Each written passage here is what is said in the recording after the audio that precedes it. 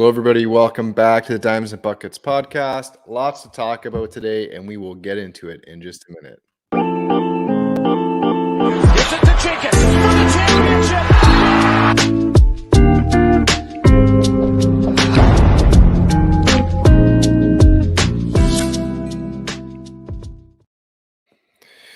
Hello, everybody. I'm Tim in a balmy Friday, Canada. Rach is with us in the UK as usual. Rach, how are you doing? I'm okay. It's cold as here. It's freezing, but no, all good. I've got a lot of Christmas shopping done today, birthday shopping as well. So yeah, a lot of bits done. I hear you on the Christmas shopping. That time of year, you're in the festive spirit. I can see behind you. Yeah, I thought I'd change the background for today. Just it's a bit more festive. Yeah, nice one. I've gone with just the drab background of my kitchen, I suppose. But yeah, lots to talk about, lots going on in the association that we're going to get into. Obviously, as the resident Raptors fans on this podcast, you and I are celebrating a much needed victory, needed home victory last night for the Raps, overcoming the defending NBA champion Milwaukee Bucks. Albeit fine without Giannis, but we were missing, if you look at terms of impact to your team, OG, our best defender, and he's having a dynamite year offensively, and Khem Birch still, of course, our best pick and roll defender and rebounder. So still relishing that victory from last night, are you? Oh, definitely. I wasn't able to watch it last night because I was at the Arsenal game. And then when I got back, I was because it literally downpoured. I was soaking wet. And I thought, I can't stay up and watch. That was my dog, by the way. Yawning into the camera. So I was absolutely soaking wet. I was tired. I was a little bit tipsy as well. So I couldn't stay up and watch it. But we got up this morning and we just avoided all social media and watched it as if it was live. But it was fantastic. I had a good feeling from the start of that game. I thought we started off really bright, so energetic. We were sinking shots that we, would have missed in previous games. It looked like Freddie was really, really taking a hold of that team, and he's just grabbing it by the scruff of the neck, and he's saying, "No, this is my team, and this is how we're going to play." And fair play to him. He's absolutely smashing it, as he always does. The energy last night was amazing. Yes, like you said, they didn't have Giannis, but we didn't have OG. We haven't. Both of the Bucks and the Raptors haven't had a really fully fit team all season. So it was always going to be, a bit of a more fairer contest, as if it would have been if they were fully fit with Giannis. But absolutely, we took full advantage. And like you said, at home, we've not been up to scratch this season at home. We've not been up to scratch this season anywhere, really. But, I mean, the expectation has to be kind of not lowered a little bit, but has to be put into realization, as if to say, because what I've noticed with the Raptors is there's a lot of new fans for the Raptors ever since, 19, championship win. There's a lot of new Raptors fans who thinks that's the standard. That's where we should be. And in reality, I'd love it to be. And, who knows in the future with this young team, this energetic team, we have the potential to get there, but not right now, because like I've just said, it's a young team, inexperienced, but they're having fun. I mean, Scotty Barnes looks like he's absolutely loving life every time he's on the court, and rightly so, because he's absolutely killing it and he's insane.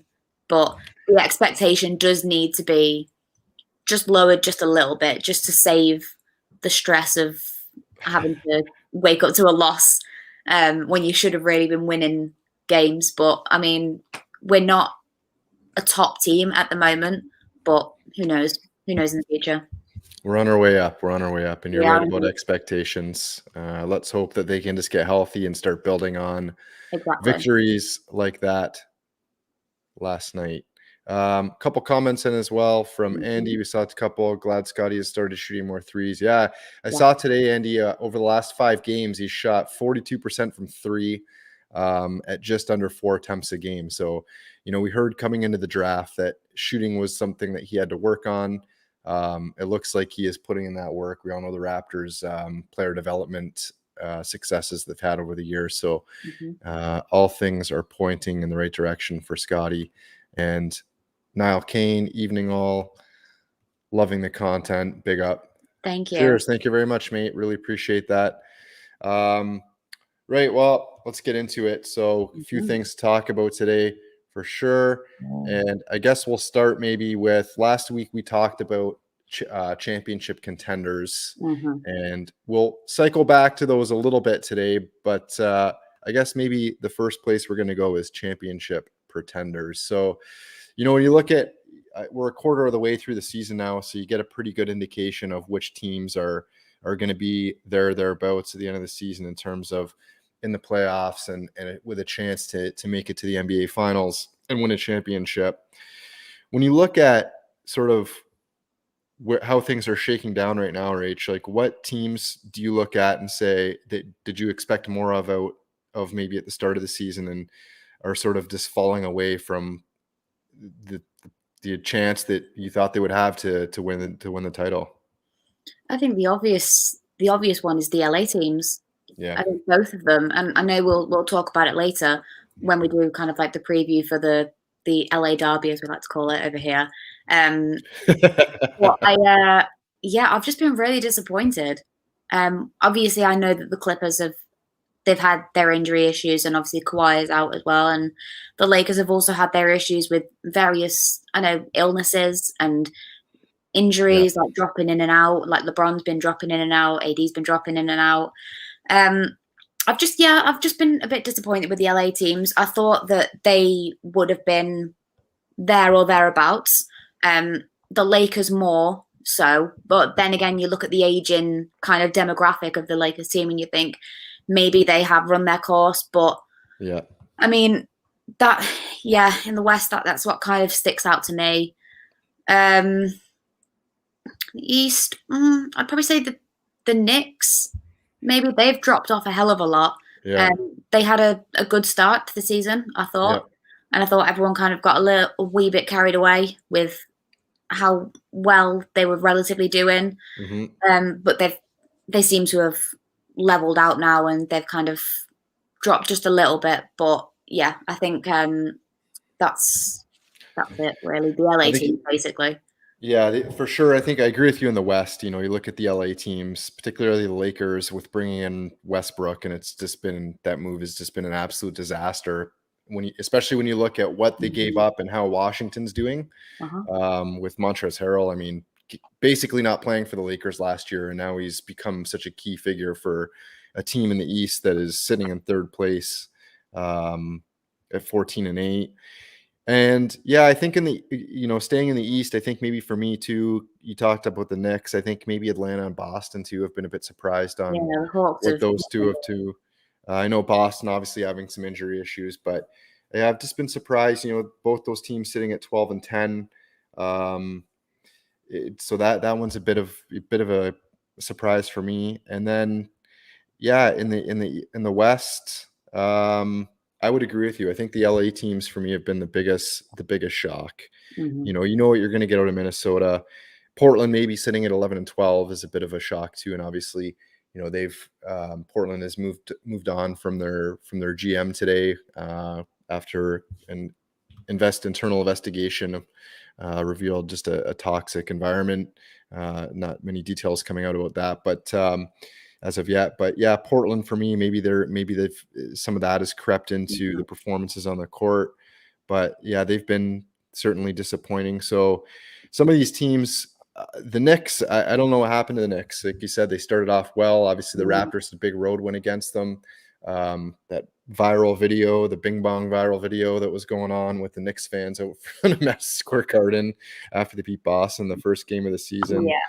And then in the East too, you look at Miami. Miami's cooled off a little bit too at 13 and 9, still only 2.5 games off, behind Brooklyn, but certainly teams that you thought that would kick on, at least from the early performances at the beginning of the season, or expect it to be better.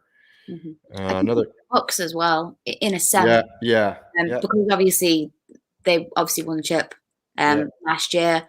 Maybe there's a little bit of a hangover. They didn't start great. They've clawed their way back a little bit now, but they do have a lot of injury issues as well, which I'm not disputing.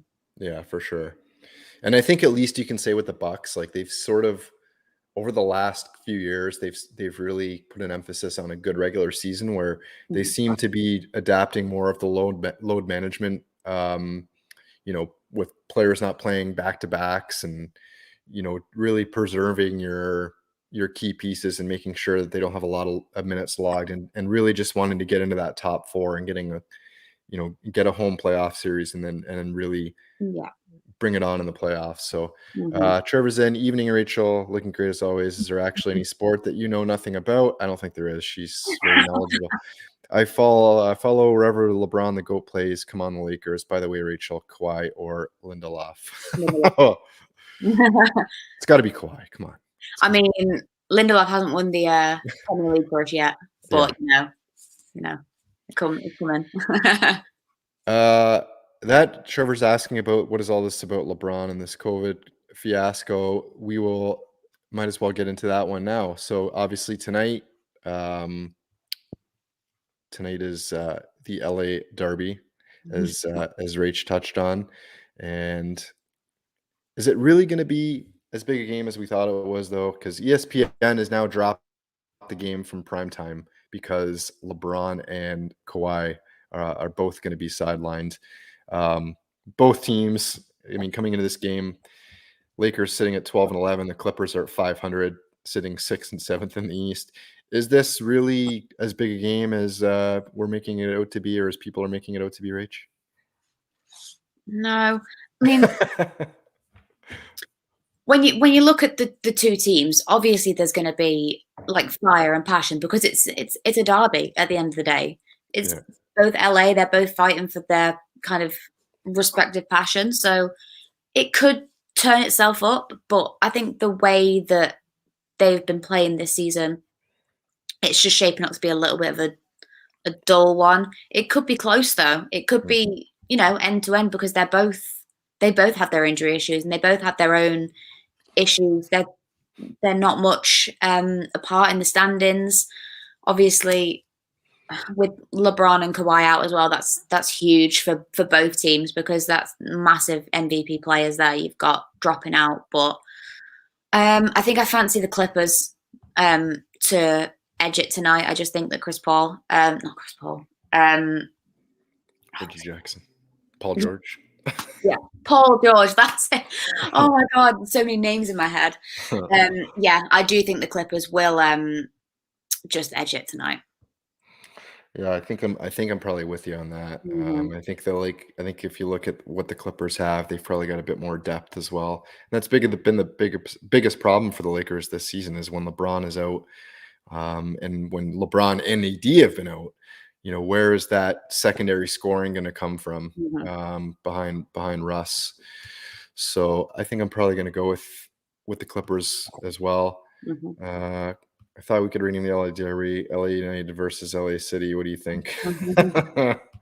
Well, there is two football clubs in LA in the MLS, so maybe we'll reserve the LA Derby for that one. But probably the bigger game tonight, like we were just talking about, Rach, is one that the second installment of a game that happened just a few days ago, actually, with the Suns and the Warriors. And this Suns team is just absolutely red hot at the moment. 18 in a row, sitting a franchise record in terms of winning streak. But when you look at the Warriors, Suns are 19-3. The Warriors are half a game back. The Phoenix won 18 games, and they only have 18 games in a row, and they only have a half game lead on the Golden State Warriors. So that just speaks volumes to how well the Warriors are playing. You look at the Suns were able to do to the Warriors the other night with Mikal Bridges, the job that he did on Steph Curry, holding him to 12 points on like 6 of 24 shooting. We know what Steph's been up to this season. So it's that defensive effort that the Suns have been able to put in this season, as well as the likes of Frank Kaminsky and DeAndre Ayton taking over scoring punch some nights to help out Booker and Chris Paul. What do you think coming into this game? Do you think that the Suns or the Warriors will get some redemption, or do you think that the Suns will be able to win number 19 tonight? Something's got to give. Yeah, I think tonight will be the Suns. I think they will lose. I think they'll give up their win streak only because they played last night. So they could have like a little bit of a, a hangover. I hate like consecutive games. It drives me mad. It's a tough game on a back-to-back, isn't it? It is, especially last night, because like the Pistons are doing okay so far, and they seem to hold their own last night. But I mean, I think I will go with the Warriors, just because I feel it's they just seem a lot more together at the minute. The Suns have obviously been on this absolutely fantastic run, but yeah, I do think that potentially tonight is the end. But I mean, Devin Booker didn't play last night, did he? No. So could be. Yeah, I think I'm going to go with the Suns in this one. I think that they're just firing on all cylinders. I think that they found the formula to limit Steph, and if you limit Steph Curry, then sort of as he goes, the Warriors are going to go, I think. Yeah. So I'm gonna take the Suns in this one, and I think that they continue. They're playing so well at the minute. It's hard for me to see them as good a game and as tough a game this is going to be on the West Coast. I think it's tough for me to see them losing this game. I think it's going to be close. It's going to be a good one for sure. It's going to be a good one. Kicking off at 10 p.m. where I am, which will be 3 o'clock in the morning for you. So I'm sure this will be 1 in the UK, unless you're a diehard Suns fan or a diehard Warriors fan, that you're probably going to be watching in the morning. Although it is a Saturday, so maybe people will be getting home from the bars and the pubs over there to watch. But Greg's in. LeBron cleared up protocols in 3 days, but Bantam having to be out for 14. Well, the NBA knows who they need to get back on the floor. Yeah. Warriors and the Suns, the best thing that could have happened to them this season. Interesting. Possibly Greg to get them, maybe, kick them on, and then knowing that really in the West, the way it stands, those two, it seems like the West goes through either one of those two teams at the moment, doesn't it? So, 100%. Maybe Greg's right in the sense that you would take that early season loss against the Suns to sort of really push you and to kick you on from here and say, we've got this is the team that this is our adversary out here, and this is the team that we've got to really look out for. So yeah, the Battle of LA, I'm not sure. It's more like the battle of maybe Phoenix and Golden State for me tonight, but we will see. Okay. Right. Last week we talked about our championship predictions, and obviously we talked about the usual suspects, and then we touched on some of the teams that have fallen off. So in terms of the Miami Heat, who have sort of fallen off a bit, Milwaukee has made that push, which we all thought that they would make. Is there anybody that we talked about last week in terms of championship contenders that we're now cycling back on maybe a couple weeks later and saying, not so sure about this one? The Wizards, I think. Yeah. Washington. They obviously had a great start, and they're only third, so they're still doing really well. I just feel that everyone else around them is kind of starting to pick up their game, whereas they're not really. So yeah, I'd probably go Washington, the Cavs as well. I mean, no one really had them as their championship prediction, but I mean, with the injuries to Colin Sexton and Evan Mobley, really exactly, and they're a very young team as well. So they've obviously started the season quite well, with all this energy and just brighten their step. But yeah, I think they could drop off as well, 100%, and obviously the Heat as well. I do think that they'll drop off. Absolutely. And Philadelphia obviously they got out to a gangbuster start. Oh, yeah. They've fallen off as well. So Philadelphia, New York, you look at both of those teams. I think we all thought, I mean, we knew that the Lakers weren't playing well, but I think we thought that maybe a couple weeks ago that at some point with it would click. I think LeBron was just coming back at that point, and you thought it would click, and it just hasn't. Like, you were just waiting for the Lakers. I know LeBron's out again now with COVID protocols, but you were just waiting for them to really make a push once he came back. Yeah. Greg's in with Utah. Yeah, I mean, Utah sitting at 14-7. They're 4.5 back. They're not really part of that top two. They really sit in almost a tier by themselves, because I think that Memphis has fallen off a bit. Obviously, Memphis was playing well. They've started to fall off a bit. So Memphis and Dallas sort of now sit 4-5. What's that? Apart from last night. Yeah, apart from last night's 73-point victory. Isn't that the highest in NBA? The biggest. Yeah, it's the highest. That's crazy. It's ridiculous. Obviously, Ja Morant has missed a few games for them as well with injury, but yeah, I think Utah, are they championship contenders? Can they hang with the likes of Phoenix and Golden State? Yeah, probably not, I would say. Are they in that second tier in the West? Probably. So I don't know. For me, I would still leave Utah in there, like 4.5 games back of the Suns. I mean, the Suns are just on this incredible run of 18 wins, which is just ridiculous. So, I think I might leave Utah in there still. Most efficient offense in the league and high scoring. Donovan Mitchell looking dangerous, looking like a max player that can have built a team around him for years to come. Yeah, Spider Mitchell is. Greg's right. It's just about building around him and getting a supporting cast around him for sure. But yeah, I think that's a fair shout. As far as the Wizards, I mean, yeah, I still feel, as well as Washington's playing at 14-8, I just feel like there's a ceiling for them. I don't think they're as good as Chicago. I don't think they're as good as Brooklyn, obviously. And I think they will get caught by Milwaukee. They're probably in that mix with Miami, maybe at 4, 5, 6 potentially.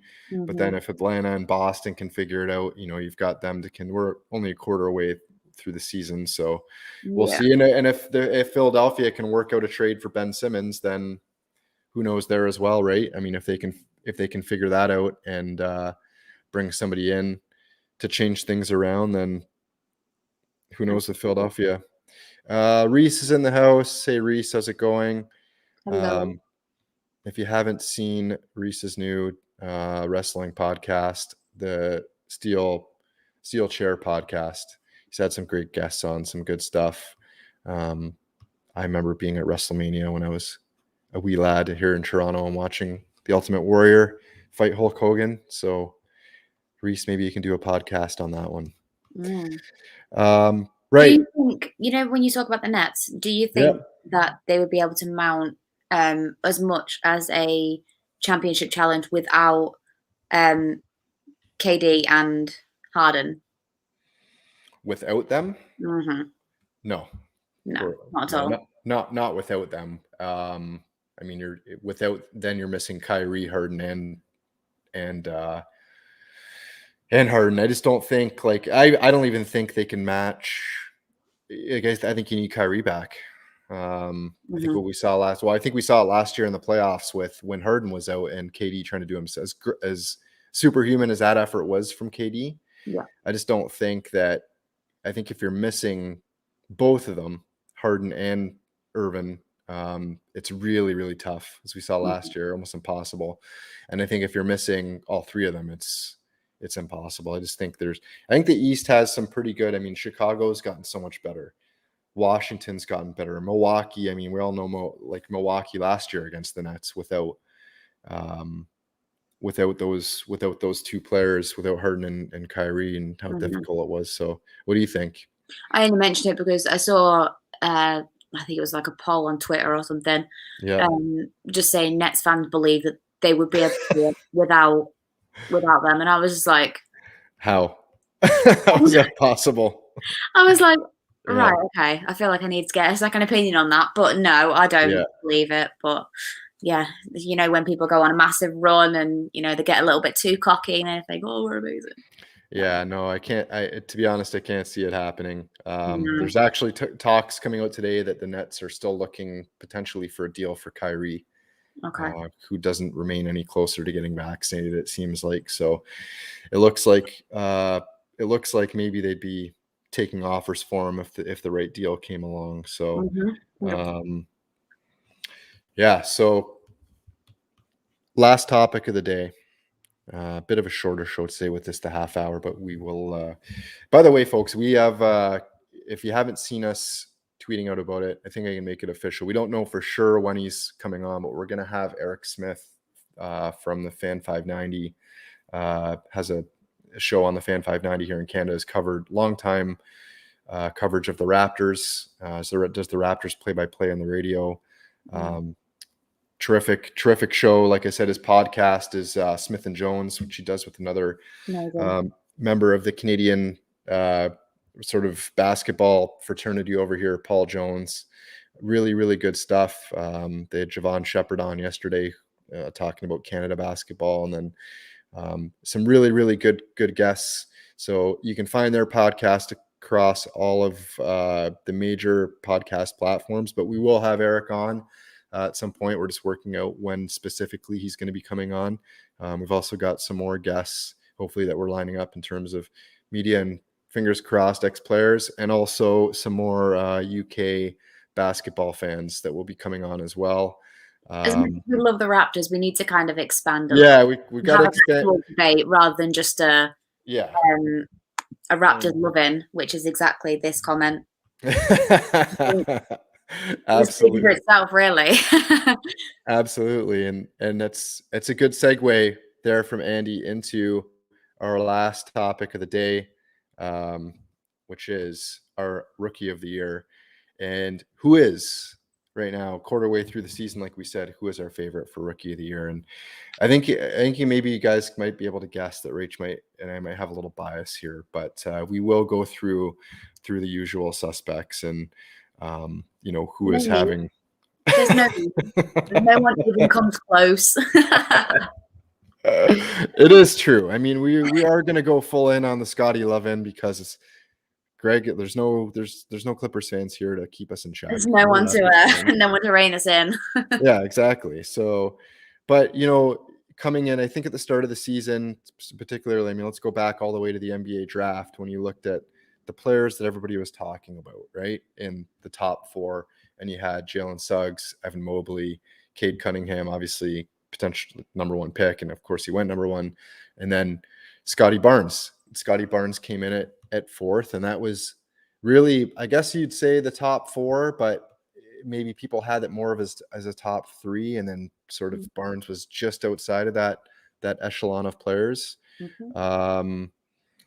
But you look at now, fast forwarding it sort of to the season and where we're at with how things have shaken down. I guess maybe you look at, Mobley's been good. Barnes has been good. Franz Wagner in Orlando has been good. Josh Giddey in Charlotte has been good as well. Cade is obviously a bit of a slow start maybe, but he's come on. Josh Giddey in Oklahoma.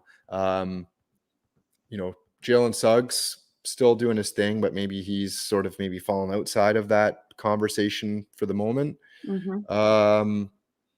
I don't know. Who do you put in, say, maybe, I guess the front runners would obviously be Mobley and Barnes. Of course. Barnes or Evan Mobley obviously having the injury. Does that impact his chances? I mean, depending on the length of this injury, does that impact his chances of winning the Rookie of the Year, do you think, Rach? Or do you need that sort of large volume of games? Like, I mean, if Mobley ends up missing 20, 30 games, says he's supposed to be out a few weeks, but depending on the length of this injury, and Barnes goes relatively injury-free and plays 80 games, does that come into your reckoning as to who should win the award? I think you need to have a consistent run of games to really show what you can offer to the team and what you can do on a consistent basis. Like, because you'll obviously have some players that have really good games and then they'll kind of drop off for a few games. So I think you do really need to have that consistency in your numbers and your performances as well. And obviously staying injury free will help that. I'm slightly worried about Scotty's thumb because he's had it wrapped up. I don't know if you saw last night. He's been wrapped up for a few games now, and I know he had that problem prior where he missed a few games. And he got hit in it the other night too. There was I forget what game, but he went up for a rebound and came down and got hit, and then he grabbed it, and I was just like, oh, please not again. Yeah, please. But no, I do think you do need to have a consistent run of games to really show what you can do and what numbers you can put up, because obviously Scotty Barnes is my number one. I think I love his energy. I love how he just doesn't seem to care. His head doesn't drop, which is amazing. Like if he doesn't make a shot, like, some players, they get in their own heads, but Scotty just seems to be so calm, cool and collected that he doesn't get in his own head and nothing phases him, which is absolutely amazing. He's working on his shooting. He's getting better at his threes. I just hope he can stay injury free and that thumb doesn't, flare up again. Yeah. But, definitely my number one. And Evan Mobley as well. Yeah. He's class. But it could hinder in the injury situation. Greg was in there. Evan Mobley showing why he should have went at number one. I think there was a lot. Cade's been great. I don't think that Cade Cunningham is bad at all, or he's been, like a flop. He's been unfortunate. Yeah. Very unfortunate. He's in a bad situation, and I think that part of the problem sometimes and that's why I think you got to give Evan Mobley a bit more credit, is when you come into a winning culture and a good situation. Yeah. I think that it's easier for rookies to come in and learn from vets, and not have as much pressure on them and be able to work their way in. When you're going into a situation where, you're expected to make an impact, which you are as a lottery pick for sure. You're a lottery pick. You're always going to go into probably a bad situation because that's why you're in the lottery. So, but I think it's tough for rookies to come in and make the sort of impact that's expected of them to do so. I think Cade struggled early with that. But now he's sort of, you look at what he's averaging: 13 points a game, 6.5 rebounds a game, 4 assists. And it's a pretty good, like you said, he's not been terrible by any means, but it's just that he's sort of probably been outside of that echelon of where Evan Mobley and Scotty have been. Evan Mobley, of course, averaging 14.4 a game with 8 rebounds.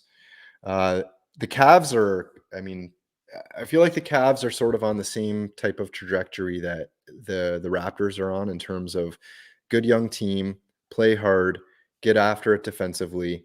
Yeah. They're really fun to watch as well. Yeah, they're fun to watch. They work hard. They're never out of a game. They never give up. They play right to the last minute of the fourth quarter. And I've watched them a few times this year.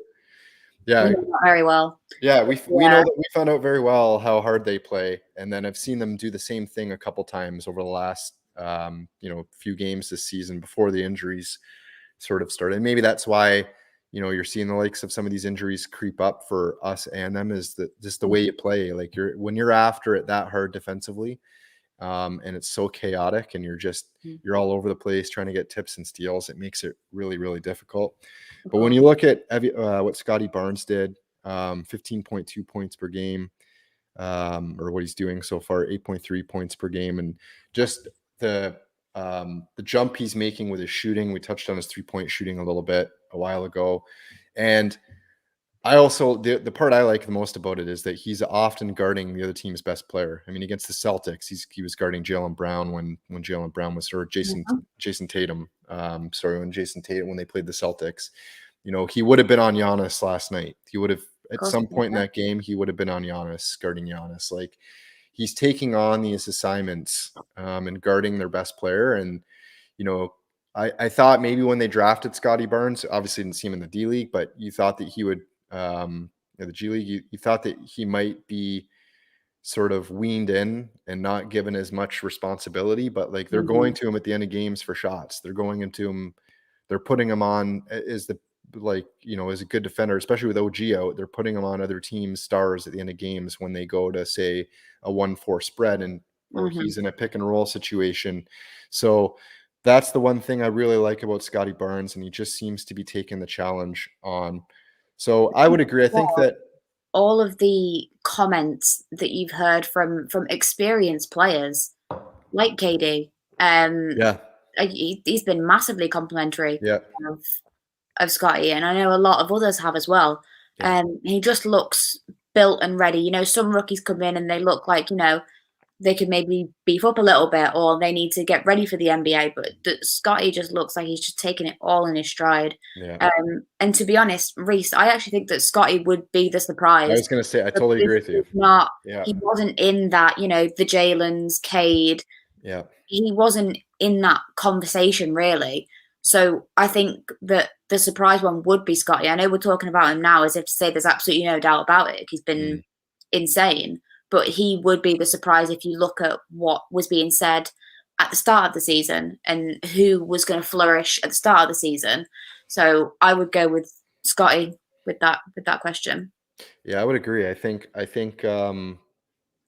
Scotty Barnes. I mean, like I said, we touched on some of the other potential with Wagner. I mean, he's averaging 13.4 and 4.4 points a game. He's having a good season there in Orlando. Josh Giddey's at 10.4. He's having a decent season in OKC, but I just feel like in terms of the impact that a player has on their team, I think part of it too what it'll come down to is if the Cavs make the playoffs or the Raptors make the playoffs. One of those teams make the playoffs, and it's due in large part Scotty Barnes or Evan Mobley. Then it just puts you into that. It just you assess the impact a little bit higher for something like that. But I agree.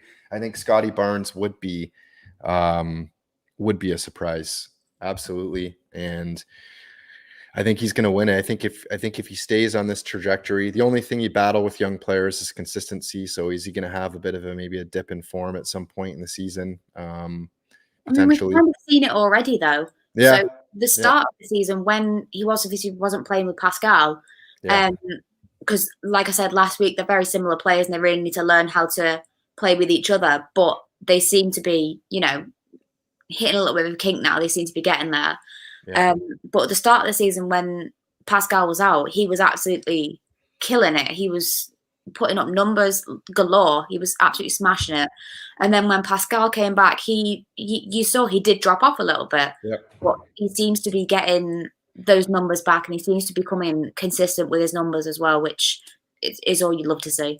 Yeah, exactly. And we saw that last night. Obviously, Spicy P, 20 points, 8 rebounds. So the foul trouble for the Raptors, though, is a massive issue, I think, this season. Getting into a lot of foul trouble, giving up a lot of points from free throws, but, need to be a bit more disciplined. But they're a young team, inexperienced, relatively, apart from the likes of, obviously, Freddie and Pascal. Yeah. So a few issues going on with those, those two trying to carve out their own leadership roles now that Kyle Lowry's gone. They've got a young team. And like I said, when you play defense that chaotically, where, you're taking away airspace and you're right up into people, I almost feel like like you said, they got to dial it back a little bit. There's certain people that like Steph Curry, you've got to be right up in his grill, not give him anything, but you don't necessarily have to do that for someone who's shooting under 30% from three. So that comes with growth and figuring out what you have as a team. But we started the show on the Raptors. We end the show on the Raptors. That's the perfect situation for me. And also I have something to show as well. It came today. 1 second.